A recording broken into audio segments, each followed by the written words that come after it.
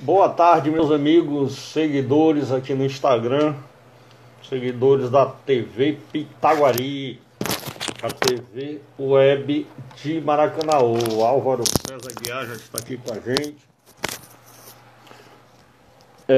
Boa tarde para você, Álvaro. Com satisfação que nós estamos aqui abrindo essa live na sexta-feira, né? Esperando aí o Instagram chamar mais alguns parceiros, apesar dessa live ir para o IGTV e para o canal do YouTube da TV Pitaguari. Então nosso objetivo é conversar com vocês, mas também deixar ela disponibilizada para que você possa usar como fonte de pesquisa, né? A Dora, que também faz lives, já entrando aí. E nós vamos dar início à nossa live nessa linha que nós voltamos a indicar, que são as lives, o Jonas também com a gente, que são as lives mais voltadas para a área da eleição, mais voltada para a área política. Então hoje nós vamos falar sobre o poder da persuasão no processo eleitoral. Isso é um tema que muita gente debate, muita gente discute, a capacidade que os políticos têm de persuadir o eleitor, né? A capacidade que um ser humano pode ter de ser persuasivo, né, frente a um processo de convencimento. Então todos nós hoje, desse mundo agitado que nós estamos vivendo, a nossa capacidade de processar informações não dá mais conta. Nós estamos num mundo hoje. Eu que passei, Adriano Rune, que é meu amigo, eu que passei várias etapas desse processo de crescimento do mundo, quais eram, eu como jornalista, quando iniciei, quais eram as minhas fontes de informação? Era o rádio, televisão, jornal, eu sempre fui muito apegado ao jornal, e as minhas investigações, meu processo investigativo, minhas relações, né? A gente, para ter acesso a uma agência de notícias, era muito difícil. A gente tinha acesso ao jornal que utilizava a agência de notícia do Sul, a agência de notícias da Europa, dos Estados Unidos. Então era pequena, era menor a nossa capacidade de processar informações. Hoje há uma abundância de mudanças, escolhas e desafios na vida da gente.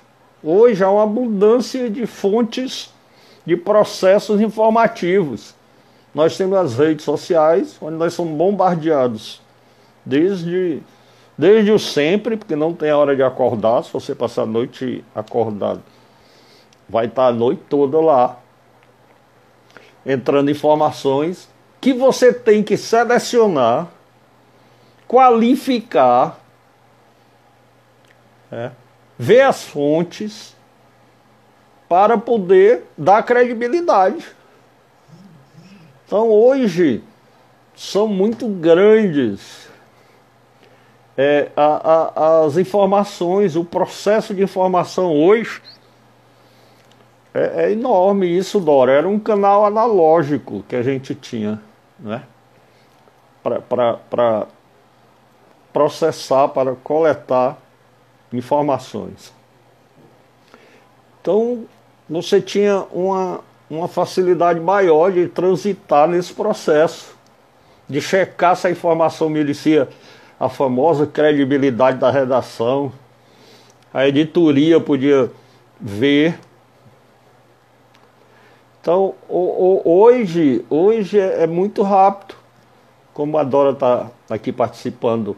A capacidade de analisar, às vezes, passa por você, né? Você não tem tempo e deixa passar informações que seriam mais úteis a você do que outros que vêm com a capa, ou com a manchete, ou com a foto, que tem a capacidade de lhe chamar mais atenção, de lhe persuadir melhor, né? Então, nesse processo eleitoral, na política, isso é abundante. Na vida também, né? Quantos de nós não já fomos persuadidos a comprar o que a gente não queria pelo vendedor ambulante? Quantos de nós não fomos persuadidos a realizar doações de arrecadações, né? Pela aquela voz bonita da moça que liga, que muito inteligentemente começa perguntando como é que você está. Aí você responde: não, eu estou bem. O senhor está bem de saúde? Estou ótimo. Então o senhor que está bem de saúde pode nos ajudar realizando uma doação para aqueles que sofrem hoje no tratamento da doença tal e que precisam do seu apoio, que está aí bem e tal, e já vai usando as técnicas de persuasão contra você. Ou aqueles que a gente ama, que adora, os operadores de telemarketing, né? Então, tudo isso são técnicas que nós sofremos diariamente.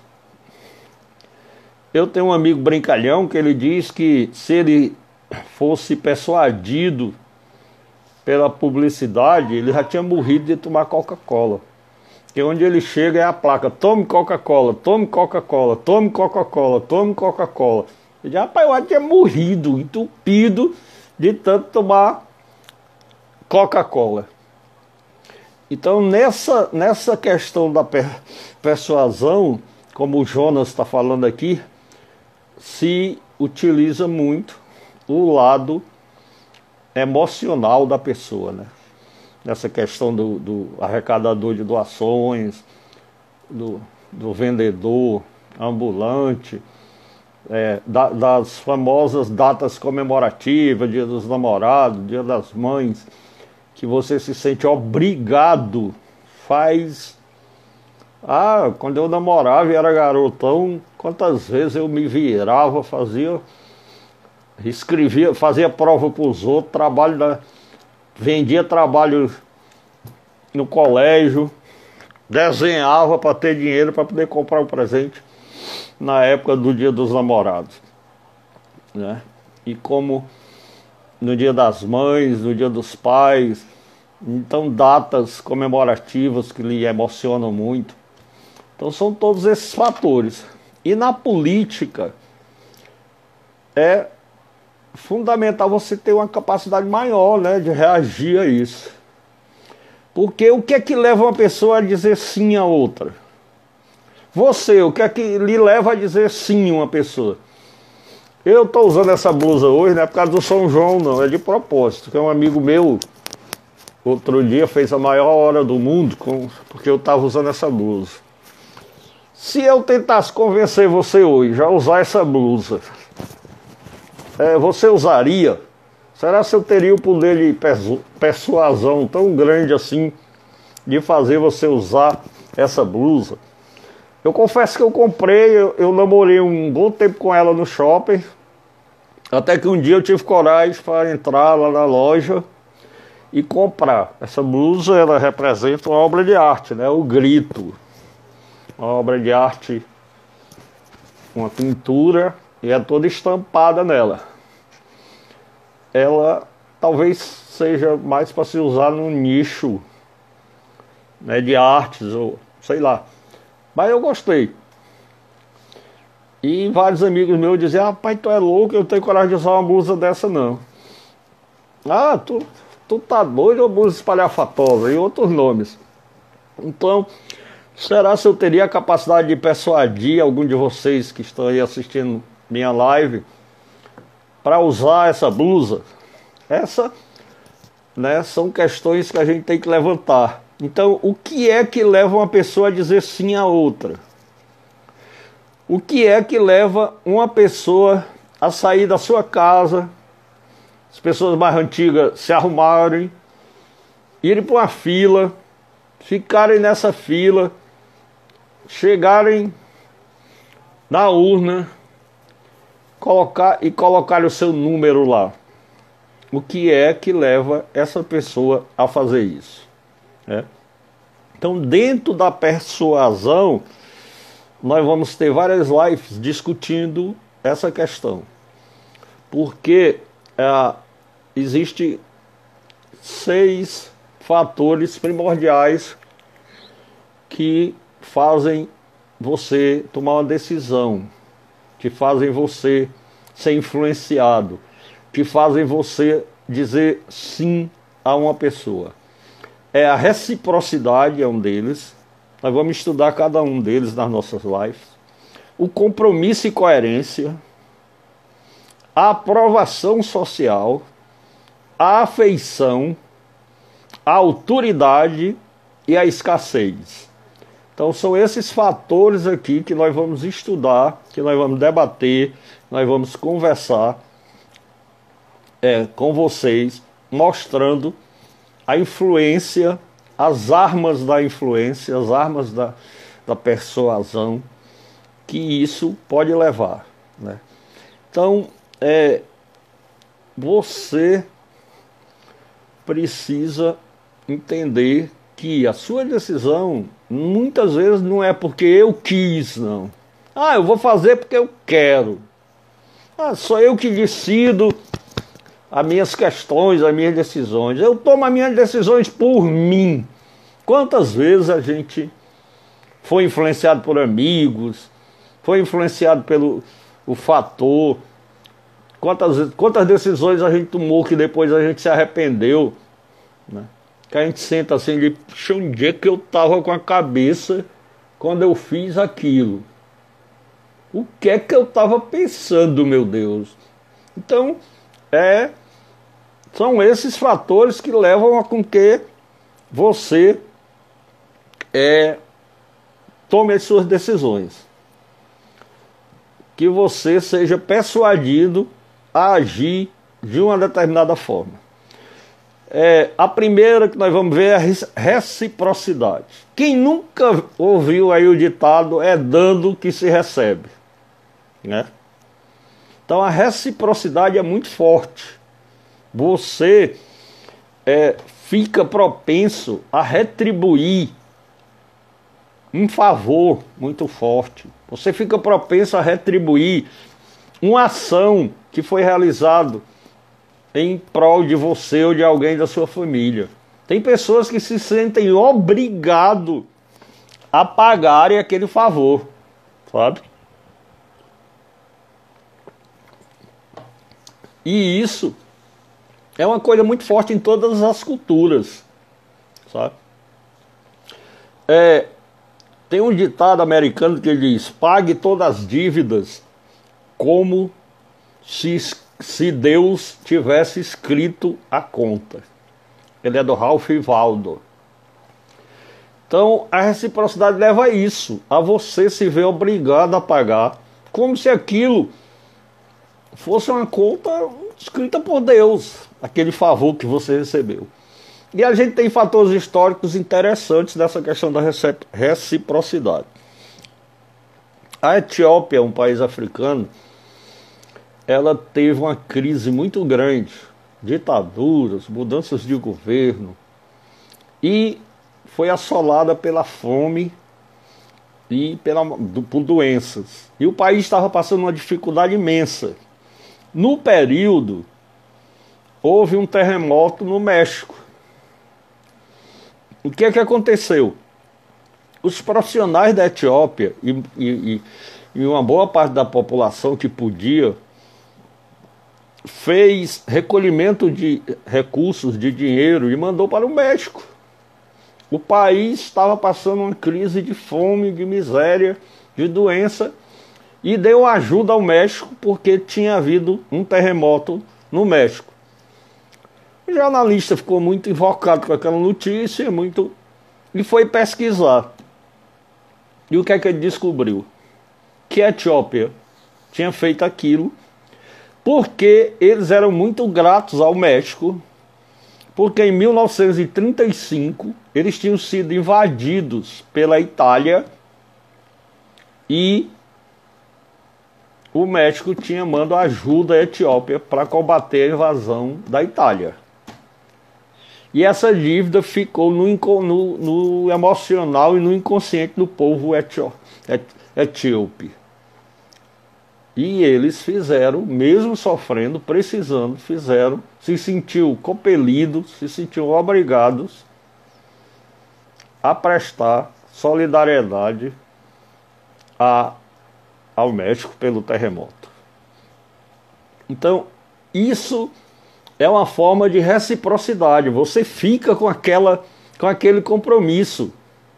Fica recíproco aquele favor, né? Quantas vezes você mesmo sem poder não atende uma pessoa, aí quando um familiar seu pergunta, você diz, rapaz, eu não podia negar essa pessoa. Eu devo um favor muito grande a ela e eu não tinha como negar. Então, essa é a força da reciprocidade, né? Às vezes você vê um político que tem a maior facilidade de aprovar seus projetos, de passar suas propostas, e você não sabe por quê. O cara é simpático, isso não. Não, é porque nos bastidores ele faz muito favor. Ele é aquele cara que sempre está disposto a lhe ajudar a resolver o seu problema. Ele é aquele cara que vê você com o rosto meio trancado e chega e fala, rapaz, tá vendo algum problema, rapaz? O que é que eu posso lhe ajudar? Você não conhece pessoas assim? Então, o que é que eu posso lhe ajudar, Alain? Aí eu estou precisando, digo, não, rapaz, porque eu estou passando um problema, tem uma pessoa doente na família, tá difícil. Não, eu conheço, tenho muito amigo médico, tem um amigo nosso que é dono de um hospital. Vamos ligar aqui para ele. Rapaz, estou com um amigo aqui que está passando, tem um familiar precisando de uma consulta. Quando é que eu posso levar ele aí? Amanhã já? Pô, ele é o fulano, vou passar aqui e tal. Então o cara resolve. O cara é aquele que consegue resolver as coisas dos outros. Jorgiane, é um prazer, minha amiga, e o meu amigo Elinho Tavares. Então, tem pessoas assim, meu amigo Elinho é um desses, né? Meu amigo Elinho é quieto, calado, mas é aquela pessoa que consegue resolver o problema dos outros. Então ele é uma pessoa que usa a reciprocidade. Você chega pro Elinho e diz, Elinho, cara, eu tô com um problema aqui. Os CRAS não estão funcionando normalmente, como é que eu faço? Não, rapaz, Alain, aqui é o telefone é tal, fale com a fulana, tal e tal. Eu fico grato a ele. Esse é o processo de reciprocidade. Uma próxima vez que o Elinho precisar de um favor meu, vai ser difícil eu negar. Então, no Congresso, funciona muito assim. Tem muita gente que tem facilidade de aprovar seus projetos, viu, Elinho? Como eu estava falando. Mas não é porque essa pessoa é simpática ou tem um carisma, como alguns dizem, não. O carisma dela é prestar favor aos outros. É facilitar a vida das pessoas, sabe? Então isso acontece muitas vezes. E é um dos fatores da reciprocidade funcionar. Você tem uma pessoa na sua rua que leva a outra para o médico, que marca consulta, que recolhe os cães abandonados, ela bota a ração na porta da casa dela. Então, ela é uma pessoa que, se precisar de alguém da rua, vai ter mais facilidade de ser atendida, porque ela é uma pessoa que presta favor. Então, um dos fatores, uma das armas da persuasão é a reciprocidade. É você fazer pelo outro, para quando precisar, você receber. Essa é uma delas, daquelas 6 que nós falamos. Então, na política, funciona muito assim, né? O líder comunitário, ele presta muito favor. O líder sindical, ele está resolvendo os problemas dos trabalhadores. O líder de categoria, ele é um cara que se destaca na sua categoria. Ele é um médico que defende a hora extra dos companheiros. Ele é um médico que defende que aumente o número de atendimentos, né? Ele é um líder sindical que está lá fazendo vaquinha para juntar a cesta básica quando um trabalhador se desemprega, né? Ele é um líder comunitário que está fazendo live para conseguir alimentos para as pessoas que estão perdendo seus empregos na pandemia. Então isso é aquele famoso dando que se recebe. Essa pessoa, quando vai chegar para conversar com você, olhando nos seus olhos, e pede o seu voto, fica difícil você negar. Isso ali seria a pessoa de referência naquele setor, naquele departamento. Essa pessoa, ela tem uma facilidade maior de receber uma reciprocidade quando ela precisar, né? Ela tem uma facilidade maior de ser eleita uma representante sindical. Ela tem uma facilidade maior de ir para uma CIPA, né? Então é aquela pessoa que não importa o problema que ela tem, ela chega dando bom dia, ela chega prestando atenção quem está com a cara fechada, quem não está, né? Então essa pessoa na política com certeza terá facilidade de crescer, de ocupar um cargo. Não é garantido a eleição de ninguém, mas com certeza será melhor do que aquele que não tem esse toque da reciprocidade, da referência de sentir o que é que o outro está precisando, né? Você tem que ter cuidado também com a reciprocidade negativa. O que é que seria isso? É o que torna obrigação a devolução daquele favor. Vou dar um exemplo. Não é legal você dar um presente muito caro para uma pessoa que não vai poder retribuir aquele presente. Então, você tem um poder financeiro maior, aí no aniversário do amigo seu que tem um poder financeiro bem menor, você dá um presente caro a ele. Você está com boa vontade e tudo, mas você está tornando quase que obrigatório no seu aniversário o pobre se espedaçar para comprar um presente à altura daquele que ele recebeu, né? Isso passa muito na relação homem e mulher, né?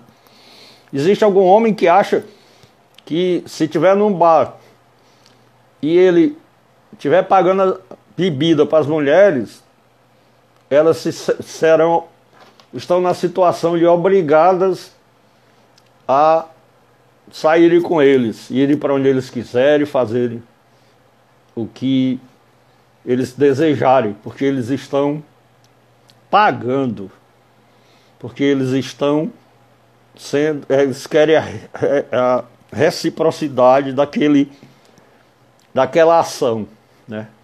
Eu já vi caso de um amigo meu que ele estava com um problema no carro e um rapaz da rua dele chegou e fez a famosa chupeta, né? A bateria dele estava caída, pegou, colocou os cabos e ficou lá, demorou uns 40 minutos e resolveu o problema dele. 2 semanas depois, essa mesma pessoa chegou lá, disse que estava com o carro quebrado e pediu o carro dele emprestado por 2 horas. Como a pessoa tinha sido legal com ele, tinha resolvido o problema dele, ele se sentiu mal em negar. Carro novo, tal, emprestou. O cara não tinha carteira, era menor de idade e bateu o carro dele. O carro não estava no seguro e, por se sentir obrigado a devolver o favor, ele teve um prejuízo maior do que a bateria lá que estava arriada. Então, essa questão Você tem que ser recíproco, mas você não pode se sentir obrigado a resolver aquele favor naquele determinado momento. Então, você não deve se sentir obrigado a votar em alguém porque num determinado momento onde você estava precisando, aquela pessoa chegou lá e resolveu o seu problema. Porque o voto é muito uma coisa de consciência, não é algo que você vai trocar. Não é um favor o voto. O voto é algo que vai afetar 4 anos, vai afetar vidas, e não só a sua. Se você disser, rapaz, eu posso lhe prestar um favor pessoal, uma coisa que vai atingir só a mim. Mas o meu voto é uma coisa que ele é comunitário. O voto é uma das coisas que é individual e comunitário ao mesmo tempo. Porque é só um indivíduo que vota, mas os seus efeitos são para todos. Não pense que o seu voto não tem importância, não. O seu voto é uma das coisas mais importantes que existe. Porque você vota sozinho, você decide, influenciado por diversos fatores, persuadido por 1001 coisas, mas os efeitos serão de toda a comunidade. Então, o político usa muita reciprocidade, de fazer para depois receber. O famoso é dando que se recebe. Existe muito isso, é claro. Então isso é um dos fatores, uma das armas que são usadas para você persuadir alguém. O segundo que nós vamos ver hoje é compromisso e coerência.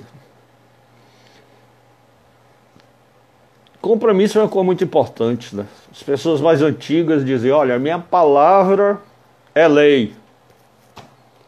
Se eu me comprometer, acabou.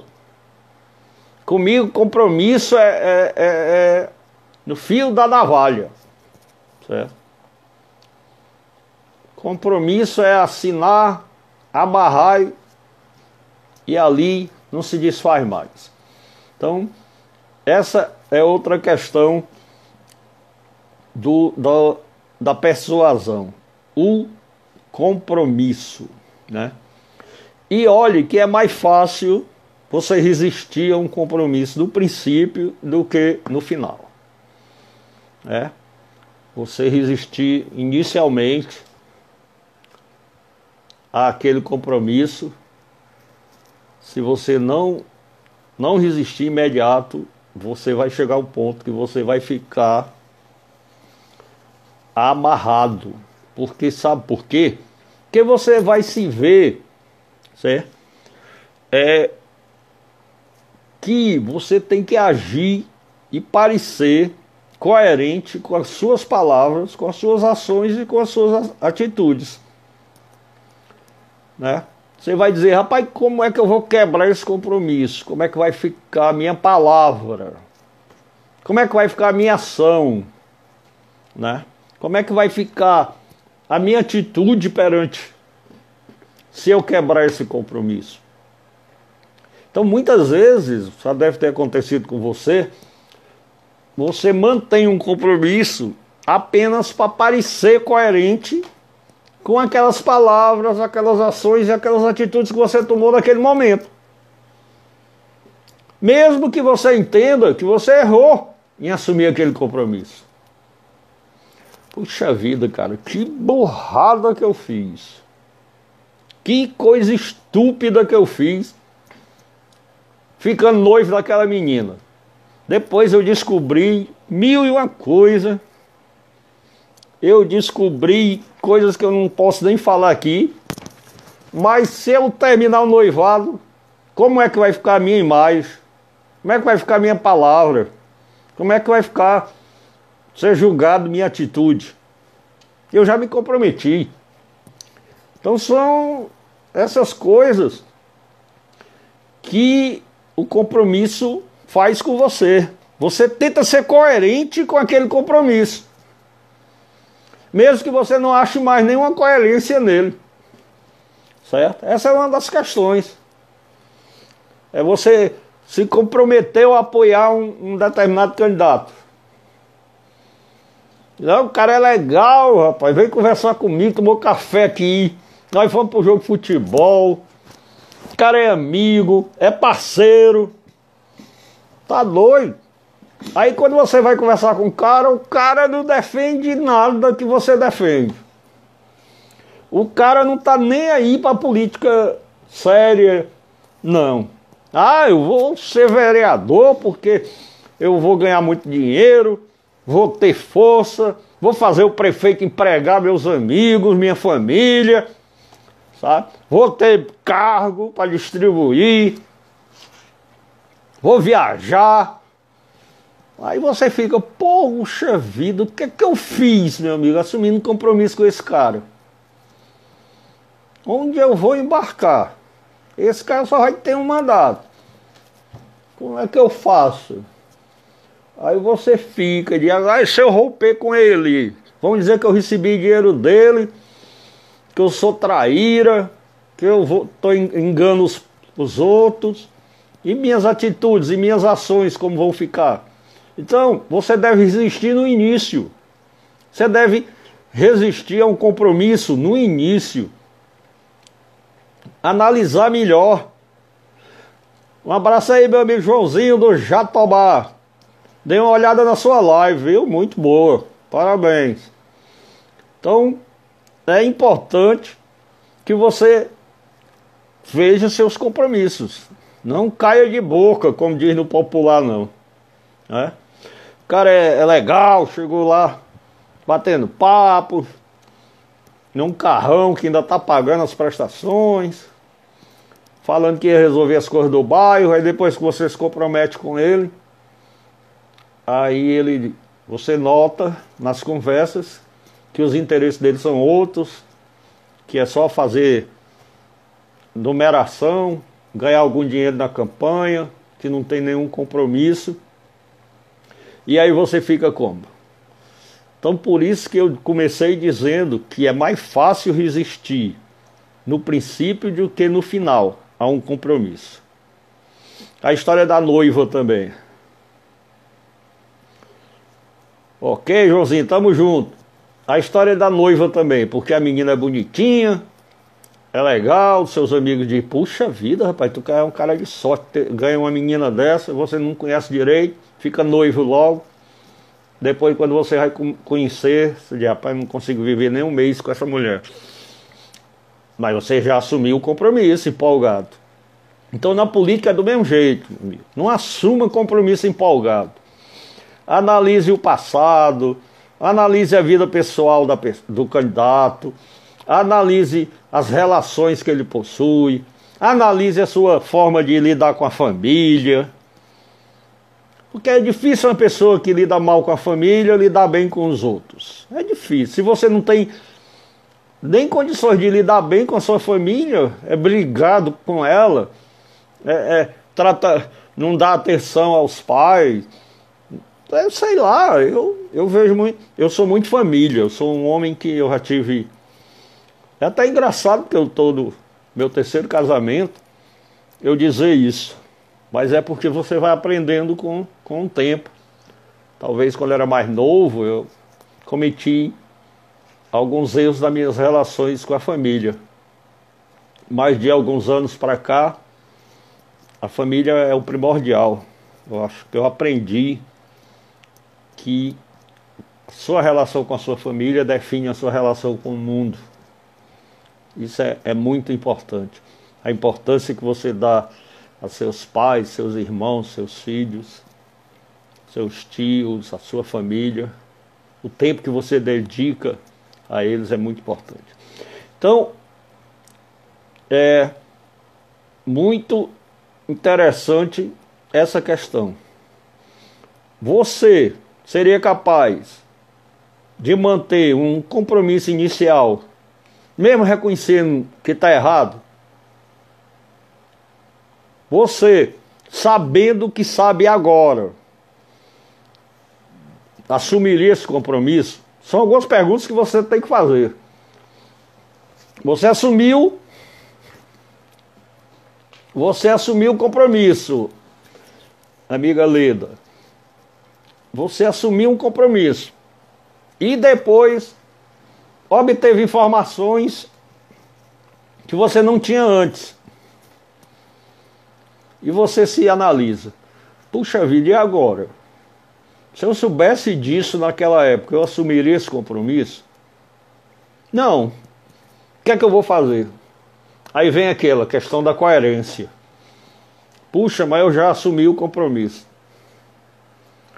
Eu já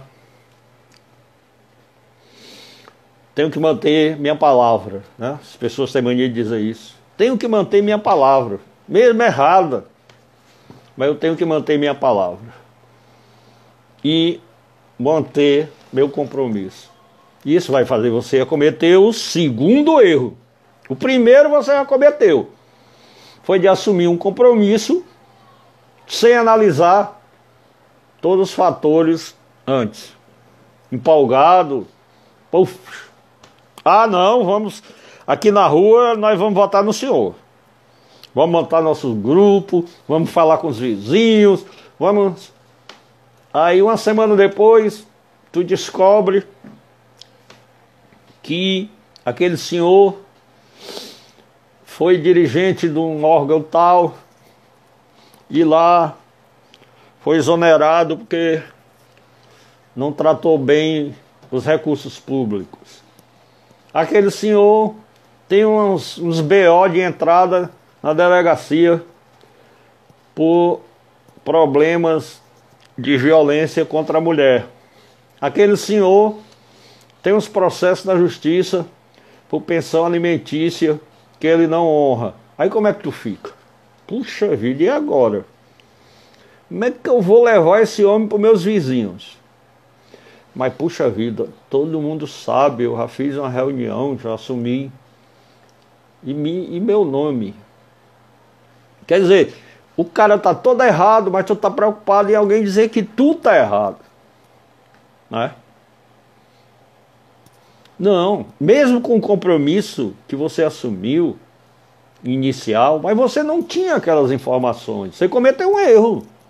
Mas você não é obrigado a cometer o segundo erro, que seria manter esses compromissos, né? Nos Estados Unidos, eu vi uma propaganda uma vez da Harley Davidson. Vocês devem conhecer, é a moto mais famosa do mundo, que é uma verdadeira lenda, né? A moto Harley Davidson. E eu vi uma frase que dizia o seguinte: se você consegue persuadir seu cliente a tatuar seu nome no peito, provavelmente nunca mudarão de marca. Então, quem compra uma Harley Davidson adora fazer tatuagens no braço, tatuagem no peito, é uma seita quase. Então, é um compromisso que o cara assume com aquela moto, com aquela marca, com aquele símbolo, com que aquilo representa. E realmente, muitas vezes, quase sempre, ele leva aquilo pro resto da vida.